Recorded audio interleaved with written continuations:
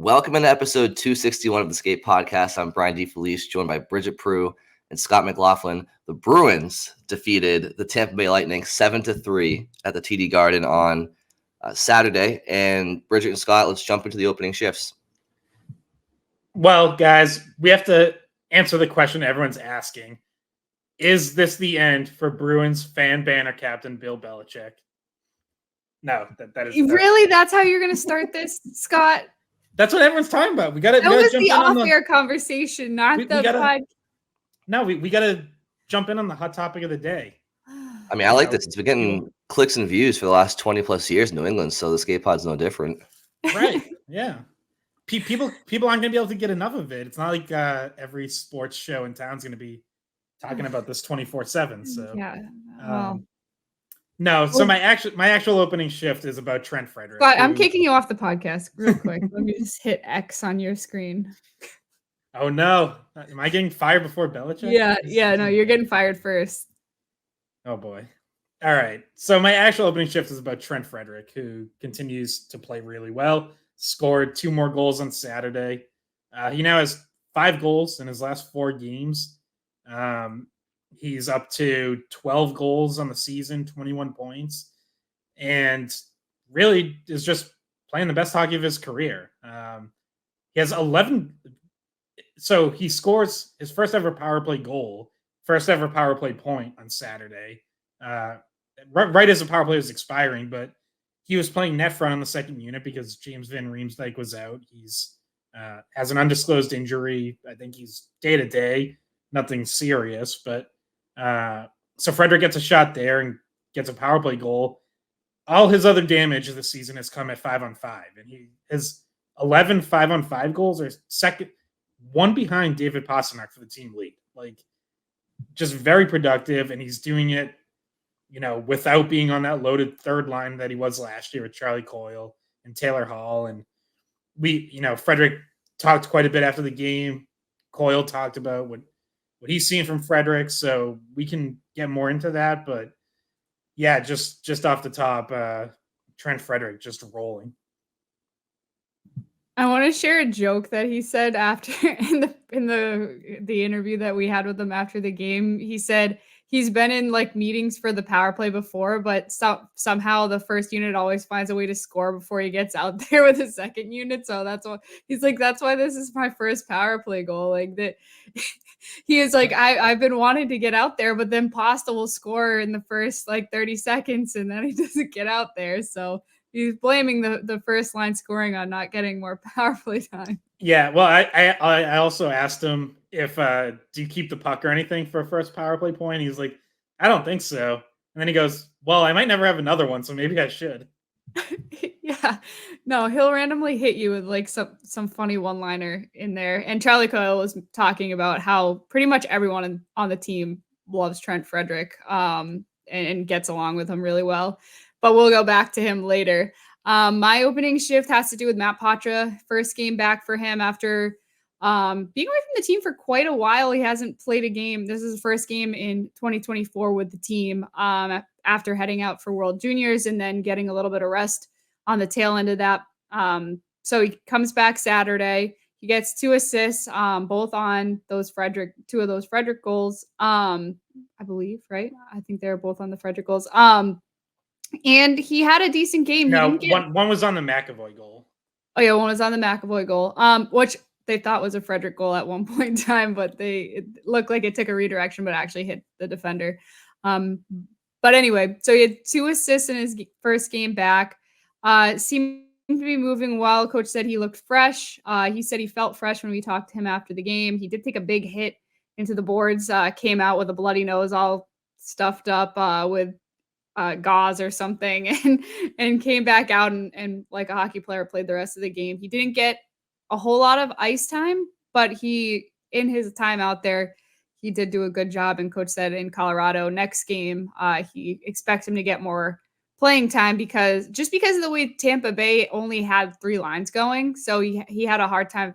Coach Montgomery had a hard time finding out the matchups that he wanted to put Poitras out there against in order to give him the biggest chance of success. So Nice to see him back out there. He played center, which is something we talked about last podcast. Would they move him to wing? No, he's centering Heinen and Frederic, and I thought the line looked like it was clicking.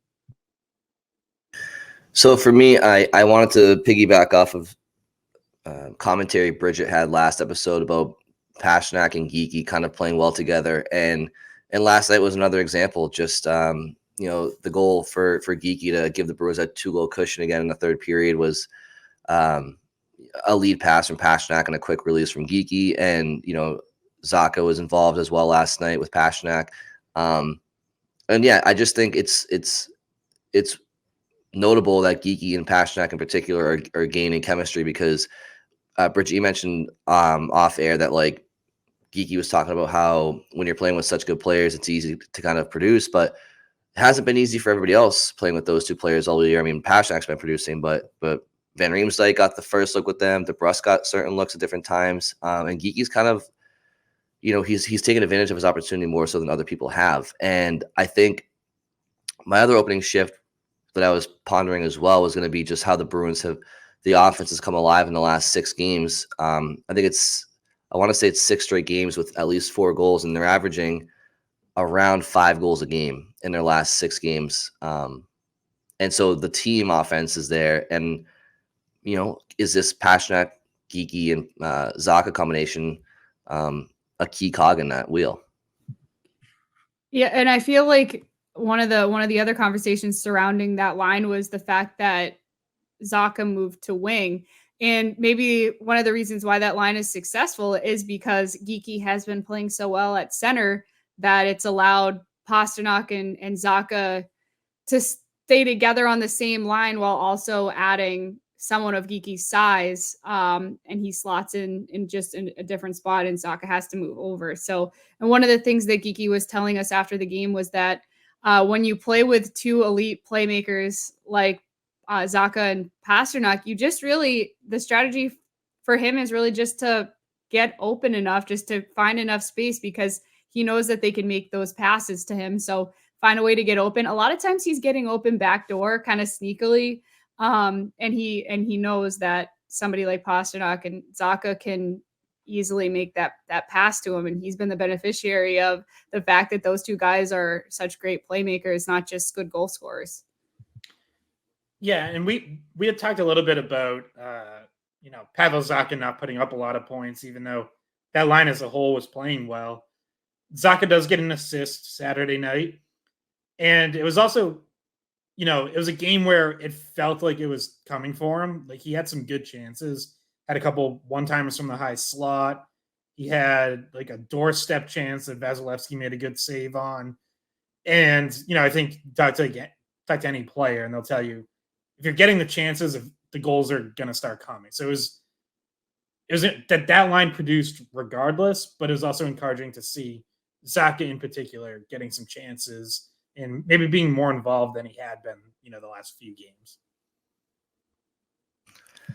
All right. So yeah, I kind of want to jump back to Scott, to your opening shift, and just touch on Frederic more. And yeah, he's got to be on pace now for maybe just south of 30 goals in the season.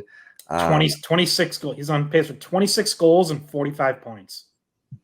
Yeah, see, Scott's writing the article, so he has all the numbers ready to go. Read that, right? Shameless plug. Scotty's writing an article about Trent Frederic. In fact, Bridget already wrote and posted it. It was it's posted. Guys, go read that. Yeah, but to be fair, I think like a lot of earlier in the year, the production wasn't obviously as prevalent as it is now. So if he keeps maybe not so much at this pace, but closer to this pace than earlier in the year, maybe he eclipses 50 points and that's just, look, I think the bigger picture here is it's coming from a player that we all kind of wrote off a couple of years ago, and a lot of people did, because he hadn't really produced at the NHL level and didn't optimize his chances in preseason and was kind of a passenger. And then he hit like 23, 24 years old, and you're questioning what his future is. And now at 25, 26, he seems to be a staple of this team going forward, and kind of exactly what they hoped for when drafting him. Yeah, he was a first-round draft pick, and he was a center coming in, and he's one of the main things that's made him so successful and made him become somebody that Jim Montgomery leans on is the fact that he can play either wing or center. So, and he's become very good defensively. He's defensively responsible. He was talking about how whoever's the first guy back has to kind of play the center role defensively, and that he feels really comfortable with it. So sometimes he just naturally finds himself playing that role. And guys, you know, understand that he can play it well and kind of let him take over that at times. So his versatility has gotten him more opportunities, and that's built his confidence. And I think that's really the biggest difference is you see him playing so much more confidently. I know, Scott, you asked him about this in the post game, and he kind of was like, I have no idea how to gauge my confidence, which I thought was kind of funny. I was like, he's definitely more confident. You can just see it. And Charlie Coyle said, so we had to ask his teammates, like, is he playing with more confidence? And Coyle was like, yes, he's you know, kind of blooming into this confident, versatile player in front of everybody's eyes. Yeah, and Jim Montgomery a couple times this week, including Saturday night, has talked about him playing like a more confident player, more poised with the puck, going north more instead of east-west, you know, getting to the front even. He's always gotten to the front relatively frequently, but, you know, maybe a little bit of inconsistency in the past, and this year it's been really consistent. And, you know, it was interesting, like, Frederic talked about how, you know, he thinks last year he got confidence because he was on a line with Charlie Coyle and Taylor Hall. And he said that, you know, kind of their confidence in him, and especially Coyle's, who's been, he said Charlie Coyle has always kind of vouched for me and helped me out. And it specifically made me think of towards the end of the 21-22 season, when down the stretch and into the playoffs, Frederic kind of started getting moved in and out of the lineup. And he wasn't playing his best at the time. Like, in all fairness to Bruce Cassidy, it was getting to be playoff time and Frederic hadn't been producing. And I remember Charlie Coyle at the time saying, like, you know, without trying to directly contradict Bruce Cassidy, was kind of saying, like, I like playing with Trent Frederic and I believe in him. And, you know, it's like, I'm paraphrasing, but it's kind of disappointing, you know, to see him out of the lineup. And, like, that was immediately what I thought of when Frederic said that. It's like, that's someone who's just always believed in him. And Frederic said, if it wasn't for CC and Halsey making great plays last year, I don't know if I have the confidence to do it this year with different people. So it's like he got that confidence with them, with better players sort of helping to lift him up. And he's carried that over into this season, even when he's not playing with Coyle, even when he's playing with different guys. And that's been, I mean, these last 2 weeks have been his best stretch. And look at his line. He's played wing during the stretch. He's played center during the stretch. He was on a line with Georgi Merkulov for a couple of games. He gets Poitras his first game back. James Van Riemsdyk had been a relatively consistent line mate, but he's out Saturday night. So it really, like, hasn't mattered who he's been with. He's not relying on the guys around him. Like, he's stepping up, and he's kind of, you know, he's the one driving that third line. He definitely has been. I've said this before in past episodes, and really right along, that it's kind of like big brother, little brother vibe with Coyle and Frederic. You can kind of just watch how they interact with each other. And you calling Trent Frederic little? Well, no, he's a big dude, but he's younger. So that's, you know, that tends to be what people mean by little brother. I don't know if you have a little brother, but so Charlie Coyle just kind of, you just watch them interact and it kind of feels like they're, you know, that's the relationship similar to that. And they both, like, off the ice, I've seen them passing a football together or whatever, because they're both actually really good multiple sport athletes. I think they have a lot that they can, you know, have in common and can relate to each other. So it's Charlie Coyle has been great for Trent Frederic's development, especially because Coyle has also been in the position where he's a natural center and can kind of help Frederic in that aspect as well. And him last season getting a chance to talk to him, you know, between every shift and during every shift definitely helped too. One other funny thing that kind of came up in the post-game press conference with Frederic was that on that power play goal, someone asked, like, were you surprised that you had that much space to make that move? Because he did. He had like the time and space to like completely turn around, stick handle the puck a little bit, and then lift it and roof it. And he was like, yeah, I'm a little bit surprised I had that much time to work. But I think that this goes to something that maybe other teams will start keying in on, but he's maybe not defended as closely as he should be, and a little bit hasn't been shown that respect previously in his career. Maybe now he starts garnering more pressure defensively because of the kind of playmaker he's been over the last few games. People might be paying more attention to him, trying to block him out of those positions more now that they kind of get a taste of what he can do there. Yeah, and honestly, I don't even think it was a lack of timing that was given to him on that goal. It's not like he had a ton of time in the world. The puck was on and off his stick in 2 seconds. Like, as a defender, there wasn't even much time for them to do anything, especially when you consider the body positioning and the way he re-angled himself there. Yeah, maybe the better way to put it is just that they shouldn't have allowed him into that space at all. Like, he found his way right to the top of the crease, and he had that room to stick handle a little bit. So yeah, one other thing on that goal, because I'm guessing we're probably might not circle back to it, but really good pass by Kevin Shattenkirk. It's kind of seeing that lane was open for him to get it down there, and it's someone tweeted at me, and I quote tweeted it with some numbers, but the conversation about like who's the better power play quarterback, Shattenkirk or McAvoy. Brian, are you crying? Brian's No. battling through it on this. Are you crying? No, I'm crying because McAvoy's not the PP1 we thought he was going to be. Sorry to cut you off, Scott, but Brian was. I just had to make sure he was okay. It was a great goal. I get it. It made me emotional too. Head cold season. Yeah.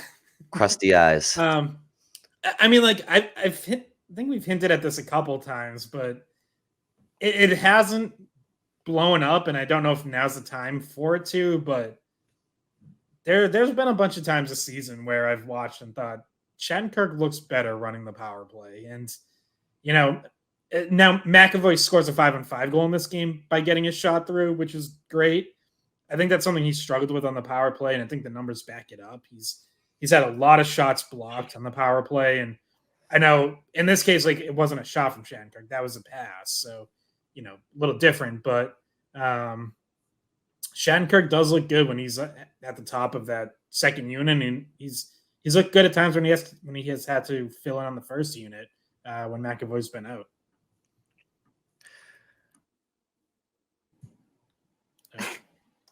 I agree. Brian's having difficulty. Brian's crying. Brian's muting himself. With the and turning the camera off. When they're in the zone, right? That's one thing. What's the argument for Shattenkirk versus McAvoy in transition on the power play? That there probably isn't. You're right. Like, that's the strength of McAvoy, is especially when it comes to skating it in himself. McAvoy's just a better skater, so he's going to have that speed to better back off a defense. So you're right. Like, that's absolutely a fair counter. Because I wasn't even trying to be argumentative, because I agree with like the in zone puck movement and getting the pucks through. And because I was saying to myself, I was like, yeah, well, if that's the case, why wouldn't they give Shattenkirk work? What should they value more though? Like, wouldn't you say that valuing the in zone stuff is? Because you should be able to rely on other people to transition the puck. Like, people aren't.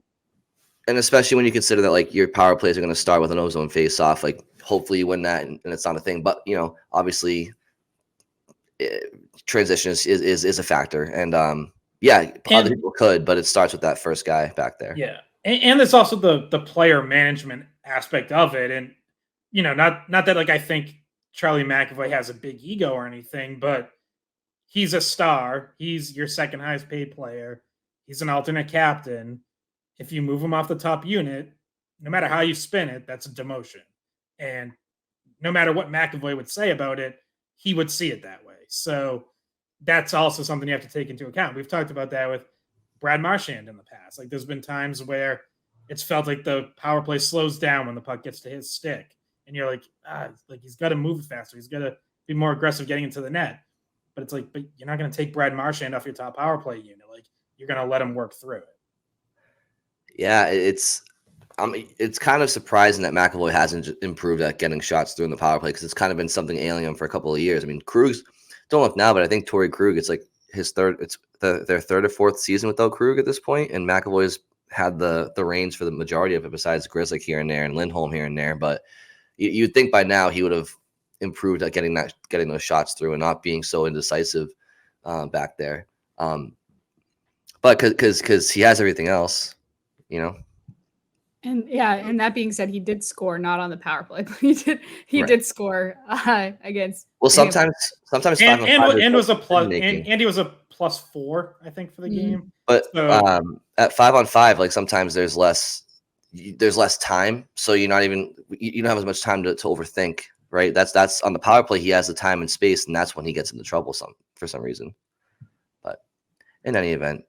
Well, do you want to stick to D here for a second, because the lineup changed a little bit in terms of D pairs. Lohrei was out of the lineup. Weatherspoon came back in, so it was Weatherspoon, Shattenkirk was the D pair for that changed. What did you guys think? I think Weatherspoon played well. I mean, every time I see him come in, he's quiet. He's not super noticeable, but that's really what you want him to do. And he does make plays along the boards. He's bigger. He moves guys out from in front of the net. I think he played the exact role they wanted him to play yesterday against Tampa Bay.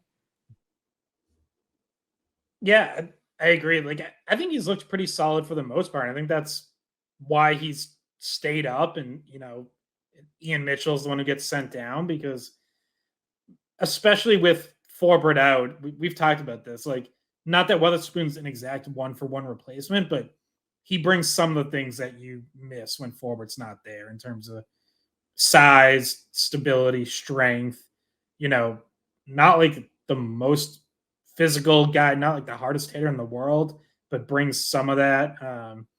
You can use him on the penalty kill, which helps you maybe avoid a situation like the previous game where Brandon Carlo's in the box and you end up with Lohrei and Grizzlick together trying to kill off the end of a penalty, which those guys both have killed penalties and they should know how to do it, but you put the two of them together and it's two guys who don't always do it, and they end up with a miscommunication that leaves a guy open in front. So and it's one guy that's small and one guy that's young. So it's kind of not an ideal penalty killing pair.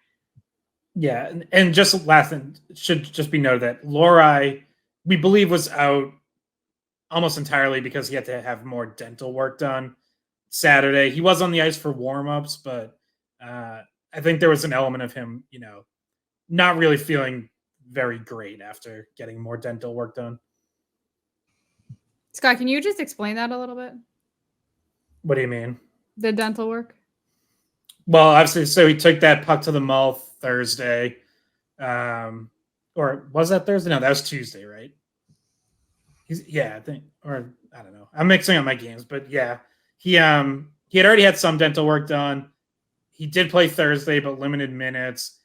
He had to go in Saturday to get more done. So obviously, we don't know the exact nature of it, but sure, his mouth is still not feeling great, and that's, I think, the primary factor in why he didn't play Saturday.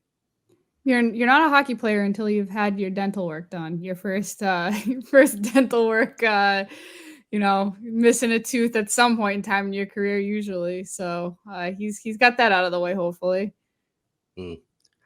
Brian, did you have any comments about the No, game? I think Scott kind of touched on the Weatherspoon. So then the other thing is to talk about like players that were out of the lineup. Like we mentioned, Lohrei was. Johnny Beecher did not play. Jesper Boquist got the call up, and Georgi Merkulov was sent back down to Providence. What do you guys think of all of those different factors? Well, I mean, I think, like we said last episode, I just think there's a lack of identity in the fourth line, and it's pretty evident because it's just it's musical chairs right now. I feel like bringing up Boquist is probably similar to bringing up Merkulov as far as like giving him a pat on the shoulder, like good job down in Providence. Here's a little taste. No, Boquist has NHL experience, right? So it's not like he's probably not as elated for that exposure. He probably feels like he should be there. But I mean, that's the one thing like last episode. We were talking about the Merkulov thing and how I said they brought him up and he went back to Providence. And I feel like I had more questions than I did before. The one thing I will say was a good thing about Merkulov being here, and Scott touched on it too, was the fact that they at least gave him a chance to show like if you work hard, you will get a chance. And last week I was saying like you have to at least do that because you have to help manage your assets and your players and let them know that their hard work isn't for naught. So I do agree that like at least that aspect of the Merkulov call up was beneficial. Boquist being up, I don't. Again, I just feel like it's just giving guys different chances here. Was Beecher scratched for? Was he a healthy scratch or is he injured? As far as we know, healthy. There haven't been any reports of him dealing with an injury. Yeah. And to like kind of go through some of Boquist's numbers. So this is his third game, technically his third game up in Boston. He had 15 shifts, which is the most shifts, and he had 11:22 of ice time, which is the most ice time he's had up in Boston this year. He had one shot that went through. He also had a few shots that went high. The funny thing was, coach was asked about how he played, and someone said Boquist's name, and he didn't even recognize what the name was. And he was like, "Is that how you say that?" And he goes, "I just call him Jesper." I'm like, that's not easier, really. That's a flashback to last year. Didn't Montgomery start the year like not knowing people's names last year? Yeah, he said he didn't know that. He said, "I didn't know Smitty's name was Craig until like this week." And then he was like, someone said Connor, and he's like, "Who, Cliffy?" He didn't know. He didn't know their first names. He just knew them by their nicknames. So, yeah. He's just not great with names in general because like there's also times where he'll reference guys like by number, and you can like tell in his head he's trying to match up number to name because he's so used to just looking at it in his notebook or on the whiteboard or wherever where he's just listing numbers. So yeah, but I thought Boquist played pretty well. Like it was the first time he actually got like regular shifts. I know we had talked about the last time he was up, he played like 4 minutes. And I think got benched midway through the second period and didn't see the ice again. So he actually played regular shifts, and I thought played pretty well. It was the first time we saw him at center. I think he had played wing each of those other 2 games. So, yeah, I mean, you saw a couple times where his speed looked like it made a little bit of a difference. From what I could tell, I think he did the defensive work that you need a center to do. It still feels like they're definitely trying to kind of just throw different things at this fourth line and hope something sticks, or maybe part of it is you mix different guys in to try to jumpstart the guys you want there, because I think, Montgomery still wants, Lauko, Beecher, Steen to kind of be regulars. And, again, we've talked about when they're fully healthy, maybe it's a Heinen who gets dropped down or something. But yeah, right now they're clearly trying different things, trying to get something going there. I thought Boquist played pretty well. I don't know if he's going to stick there any sort of long term. I would imagine Beecher gets back in there Monday, but, I guess we'll see. All right, and for Bridget, I did want to circle back to yours, unless you had final thoughts on the fourth line, because yeah, it's just a work in progress ultimately. I mean, I think I thought Boquist played well also, and like again when they signed him, we were kind of like, oh, he could be an interesting potential third line possibility, and then he's in Providence all year, so he clearly has upside and NHL talents, so it's good that they have that option. But Matt Poitras gets back in the lineup, Bridget, and now is your opening shift, so I'll let you take that away. Yeah, and to tie those two things together, Matt Poitras got a little bit less ice time than Jesper Boquist in that game. So he's still kind of being eased back in, and part of it did have to do, like I mentioned earlier, with the fact that Tampa Bay started the game dressing 7 defensemen, so they were down a forward. So they already had like a weird situation with their forward lines, and then they lost a forward during the game. So then they were really only down to those 3 lines. And Montgomery said that was a big factor in matchups and usage of Poitras. I'm really happy to see that he was playing center. And I know we talked about how early we're going back like over a month here now, but him getting that, having that built-in day off and built-in rest to try to make sure he's used to, or like get him acclimated to an NHL season with so many games. Obviously at juniors, he was playing back-to-back days a lot of times, but the fact that Canada exited early might have actually helped him in terms of coming back to Boston, because obviously he gets back sooner, but he also gets a little bit of extra rest in between. So I think the original plan was probably not to play him Saturday, assuming Canada actually made the final, which they didn't. But I think it all worked out okay for Poitras, even though I'm sure he would have liked to play for gold. He's happy to be back in Boston. And I think they put him in the role. They did put him in the role that he was most likely to succeed in, which is center. And with Frederic playing as well as he is right now, maybe that lifts Poitras up as well. Yeah, and also good for him to get a home game in before they go out on the West. Well, I guess technically not the West Coast, but Colorado, Vegas. You know, that would have been even tougher if it's okay. He flies from Sweden to Boston, gets maybe one practice in there, and then fly 3 more time zones out west. Like that would be tough. So did probably work out, even though he was obviously disappointed. He's talked about how he's gonna try to use that as motivation. What you hear from players a lot after a tough loss like that, like you want to do whatever you can to not feel like that again. So, by the way, to kind of tie 3 things together here, the Lightning went down to 10 forwards because Trent Frederic landed a hard, clean hit on Tannen Jeannot that knocked him out of the game. Tannen Jeannot had, as he always does, runs around, looks for big hits. He was the one who landed like the forearm shiver to Poitras's face. So again, like not that you wish injury on anyone, but you like seeing Trent Frederic finish a hard, clean hit on that guy. And even if it doesn't knock him out of the game, puts maybe a second thought in his head of like, hey, if you're going to run around, take shots at our guys, we're going to do the same to you. Yeah, that hit on Poitras was scary for a second because you see him bleeding and he's coming off the ice and you couldn't really see at first that it was his nose. It looked like maybe he had like a slice on his cheek or something like that. And also wondering, was it like a serious head injury when he goes down the tunnel? But he came back fairly quickly once his nose was plugged.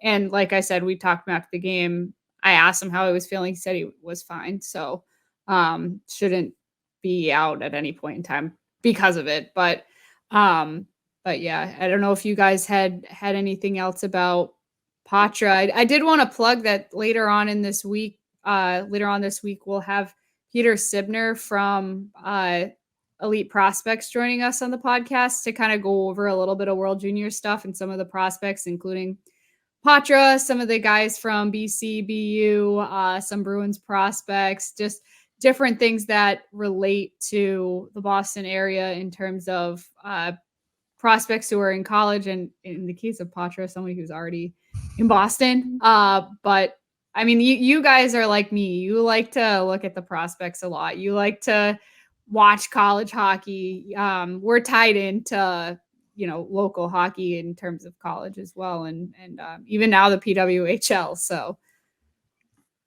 Yeah, and also a shout out to Team USA. They won their 6th gold at World Juniors, beating Sweden. Was it 7-3? And it was, it wasn't even much of a game. It was kind of start to finish. USA kind of had control. People will talk about how Canada didn't have some Fantilli, and maybe who's the kid for Buffalo?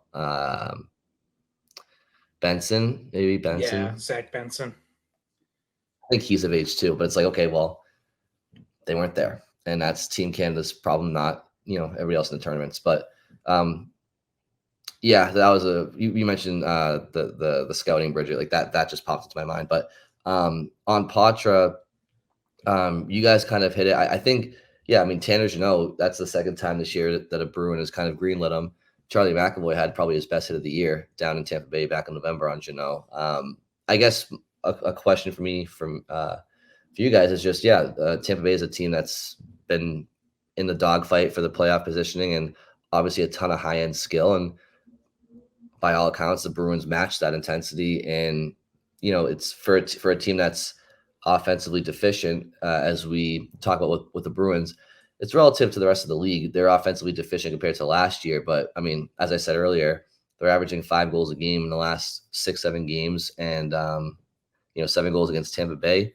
This Bruins team might be able to score more than we gave them credit for. And I think the emergence of Trent Frederic is one reason they're scoring more of late. Jake DeBrusk is getting hot. That makes sense.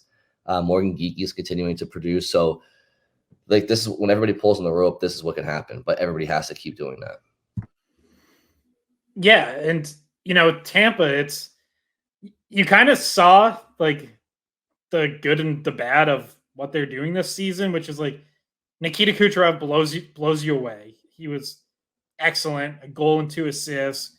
Brian, I figured you would have brought up Hampus Lindholm getting turned around by now with the consummate Hampus hater, but I would have, but he at least had a nice.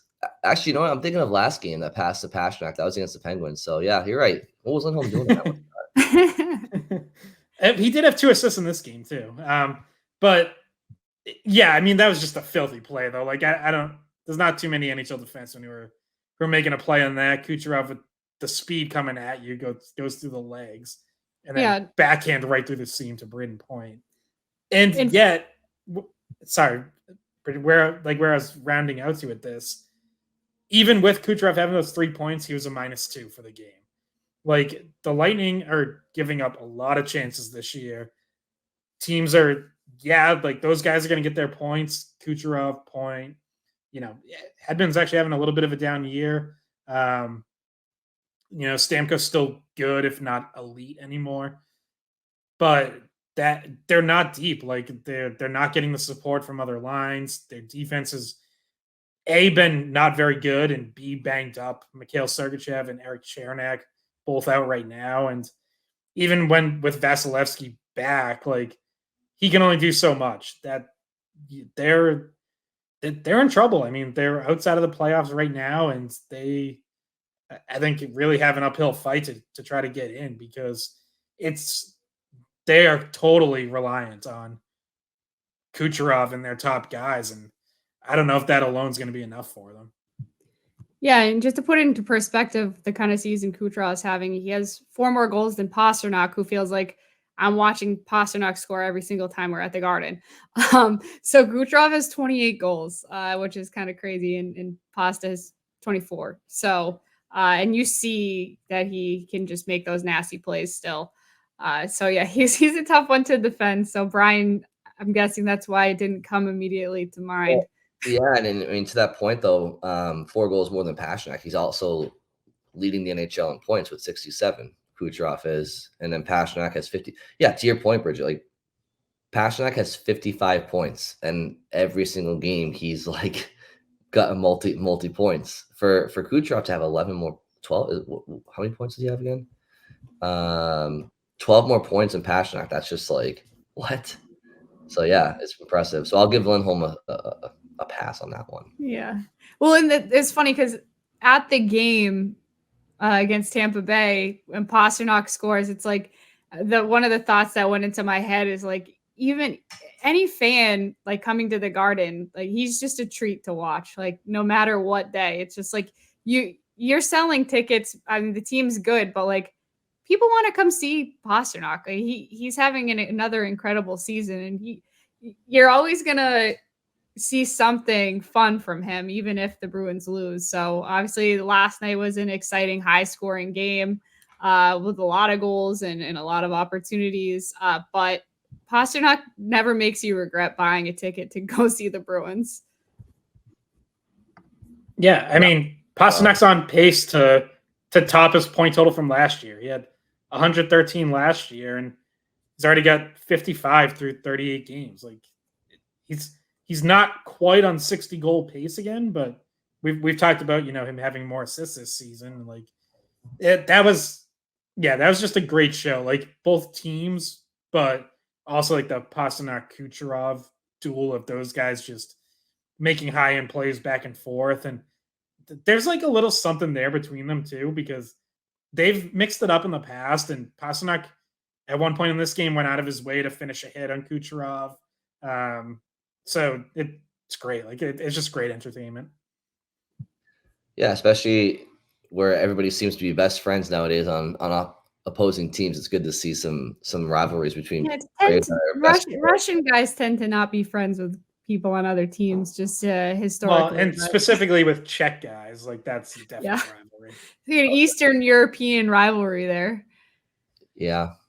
So Tampa Bay clearly, they're not the cream of the crop in the Atlantic Division. Right now, it's record-wise, it's Boston, but I would argue that Florida is playing some really confident hockey right now.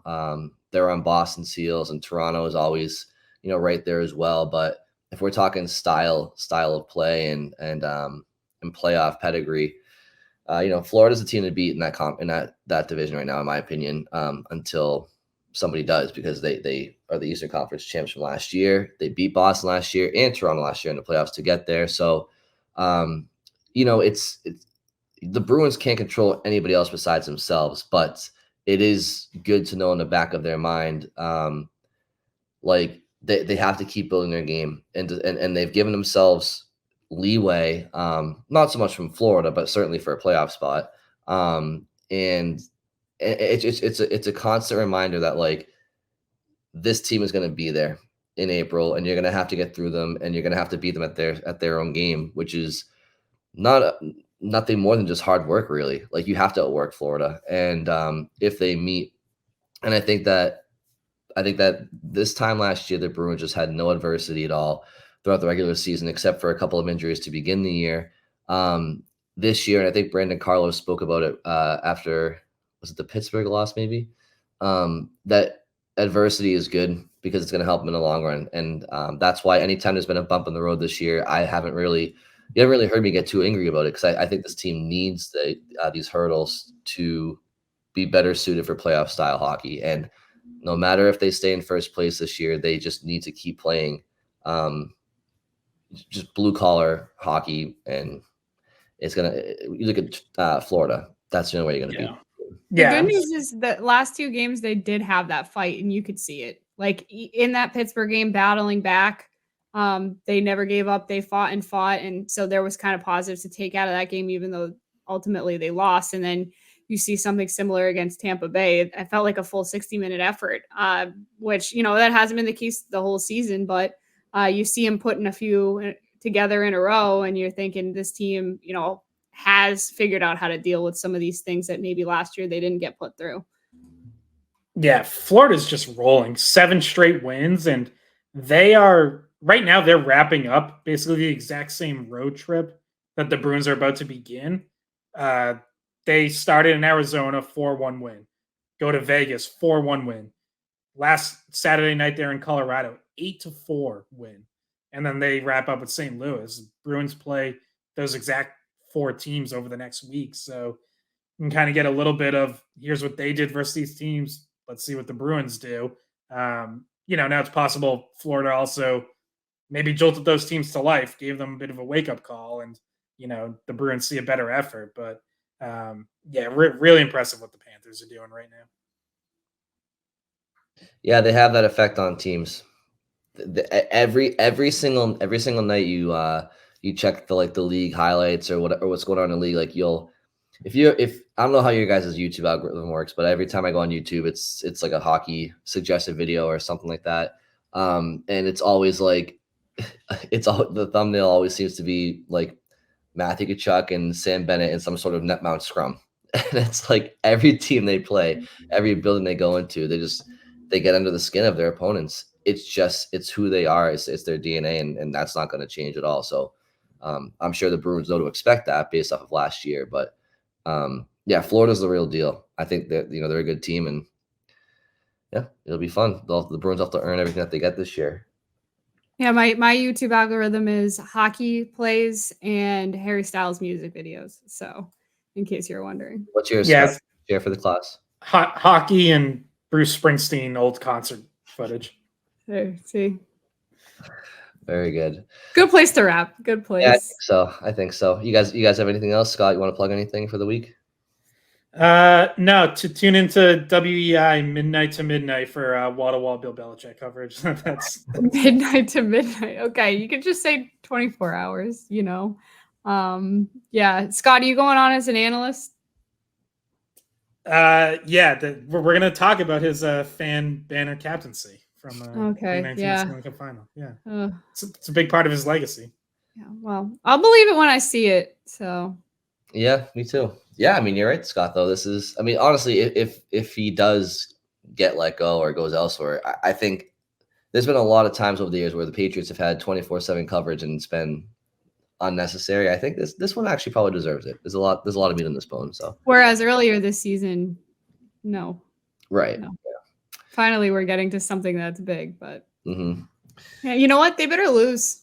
They better lose. I hope so. By the time people are watching this, the game will already be over. But I want that second round. I want that second overall pick. Like, come on, guys. I know. It does them no favors to win. I feel like Robert Kraft should say to Bill Belichick, if you don't lose this game, you lose your job. So find a way to lose this freaking game. Unfortunately, it's tough to throw a game without being obvious. That's the problem. Put Mac Jones in. Yeah, done. You can't. And I mean, like I won't preview, but like it's also probably almost certainly Matthew Slater's last game, and think guys play hard for him too. But yeah, fascinating times in Boston sports. Montgomery would be, if Belichick gets fired, then Montgomery and Joe Mazzulla move up to second for longest tenured Boston coaches. And that's 2 years. Yeah, at 2 years. Yeah. All right. Well, that wraps up this episode of Six Rings in Football. A podcast. And enjoy your work week, and we'll talk to you soon. Hey guys, thanks for watching the Skate Podcast. If you want to see more of our videos, visit our playlist. Not in front of a screen? You can listen to us on Spotify, Apple Podcasts, or wherever you get your podcasts. Don't forget to follow us on social media. And if you enjoyed this video, please don't forget to give us a thumbs up, subscribe to our channel, and leave a comment.